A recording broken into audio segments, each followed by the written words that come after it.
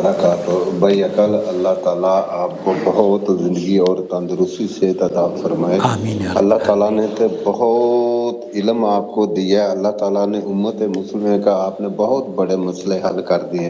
अल्लाह ताला आपको जज़ा खैर अता फरमाए। भाई आमीन। अकल मैं तो पाकिस्तान गुजरांवाला से बोल रहा हूँ, सिकंदर मेरा नाम है। सिकंदर भाई, भजन मेरा एक छोटा सा मसला है, बहुत टेंशन में हूँ। मेरी वाइफ जो है नमाजी परहेजगार है, जमात के साथ जाती है, देवबंद के साथ, उधर तो ये मसले होते रहते हैं। मैं उनको कभी भी कोई काम कहूँ तो वो नहीं मानती, इधर आओ मेरे साथ आओ, मेरे बिस्तर पे आओ, नहीं, कभी आज नहीं आएंगी, सुबह नहीं आएंगी। इसके मतलब मैं बहुत परेशान हूँ। कुरान और सुन्नत के मुताबिक बताएं कि मुझे क्या करना चाहिए। मैं ताबेदारी भी उसकी करता बहुत। अल्लाह ताला की हर दी हुई चीज़ है, सुभान अल्लाह। किसी किस्म की कोई नहीं। वो बताइए। बात नहीं मानती। मैंने एक दफ़ा ये भाई अकल उसको बोला, वो जाती थी तालीम के लिए देवबंद भाइयों के साथ, वो उधर जो लेडीज़ की होती है। मैंने बोला तबलीग चलो मैं जमात में। आपको छोड़ भी आऊँ करूँगा, ले भी आऊँ करूँगा, थोड़ा सा अजर मुझे भी मिल जाए। वो नहीं मानती, कहती अकेली जाऊँगी, अकेली ही आऊँगी, आपकी बात नहीं मानती। क्या मेरा इसके साथ इसको क्या करूँ, किस तरह करूँ भाई? ये बहुत उलझन में है, मानती नहीं, दीन भी समझती है, सारा काम समझती है, फिर नहीं मानती। दुआ कीजिए इसके मतलब, मुझे थोड़ी सी वजाहत चाहिए। जज़ाकमुल्लाह खैर। अल्लाह ताला आपको बहुत लंबी भैया कल उम्र दे। मैं जब हाँ आपको सुनते हैं, खुदा की कसम कलेजा फट जाता है कि अल्लाह। अल्लाह ताला ने एक इंसान ऐसा पैदा किया है कि जिसने मुसलमान उम्मत को रोशनी में ला दिया है, बता रहे हैं। इसके मुतल्लक भाई अकल मुझे मेरी रहनुमाई कीजिए, मुझे क्या करना चाहिए? जज़ाकमुल्लाह खैर। अस्सलामु अलैकुम वरहमतुल्लाहि वबरकातुहू। वालेकुम अस्सलाम वरहमतुल्लाहि वबरकातुहू। अल्लाह रब्बुल आलमीन मुझे ऐसा बना दे जैसा भाई कह रहे हैं और मुझसे दीन की खिदमत ले ले। आमीन या रब्बल आलमीन।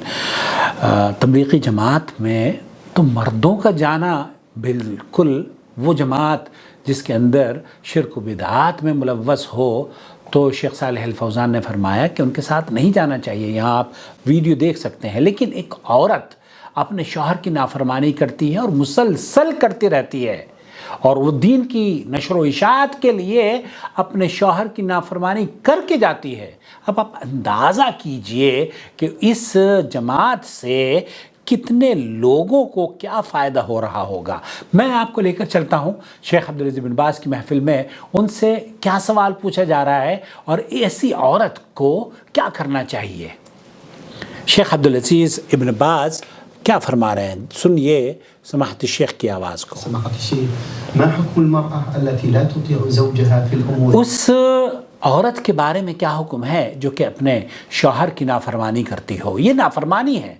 वो तबलीगी जमात में अगर जाती और उसके ऊपर कुरान और सुन्नत का कुछ थोड़ा बहुत असर होता, तो फिर वो ये समझती कि अल्लाह के रसूल सल्लल्लाहु अलैहि वसल्लम ने तो उस औरत को वो गुनहगार सोती है। अगर अपने शौहर ने मुतालबा किया उससे कि मुझे आपके साथ रात में गुजारनी है और वो नाफरमानी करे, तो अल्लाह के रसूल सल्लल्लाहु अलैहि वसल्लम ने ऐसी औरत को तो मलऊना, वो लानत की मुस्तहिक ठहरती है। तो ऐसी औरत जो तबलीगी जमात में जाती हो और उसको ये छोटी छोटी बातों का इल्म ना हो, तो हम क्या समझें उसको कि क्या तबलीगी जमात सिखा रही है इन औरतों को। तो उसको वो नसीहत में करूं, क्या करूं, या उसको तलाक दे दूं। देखिए बुनियादी चीज़ तो ये है कि आप उसको नसीहत करें, उसको डराएं कि ये जमात खुराफात पर मबनी है।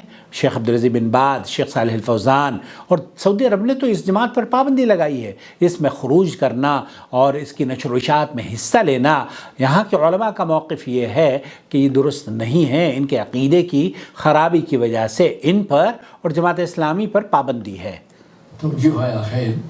आप लेकिन उसको नसीहत करें और उसको कहें कि अल्लाह ने मना फरमाया है कि जो औरत अपने शौहर की इताअत और फर्माबरदारी ना करे तो उसके लिए तो जन्नत का हुसूल नामुमकिन है। और अगर वो बात नहीं मानती तो फिर उसको थोड़ी बहुत ज़र्ब ऐसा मारें कि उसको कुछ नुकसान उसके जिस्म पर ना लगे। اس کے لیے نقصان دہ. حتى تستقيم. حتی تستقیم، اس کو ایسی ڈانٹ پھٹکار لگائیں تاکہ وہ صحیح ہو جائے. اگر آپ تھوڑے سے کمزور پڑیں گے تو پھر وہ گمراہ ہوتی چلی جائے گی. ولكن إذا كان التأديب والتوجيه ما ينفع فلا معنی من طلاق. تو شیخ فرما رہے ہیں کہ اگر توجیہ اور نصیحتیں کرنے سے کوئی فرق نہیں پڑتا تو پھر اس کو آپ طلاق دے دیں، اور طلاق دینے سے آپ اپنے آپ کو اس شر سے بچا لیں.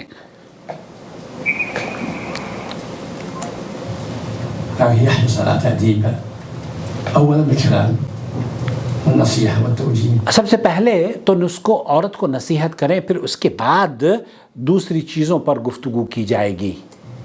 أو الهجر يهجرها بالمسجد. آپ اس بستر بھی الگ کر دیں، لیکن بستر الگ کرنے کی کیا بات ہے، وہ تو پہلے ہی آپ کی نافرمانی کرتی ہے، رات کو آپ کو چھوڑ کر چلی جاتی ہے.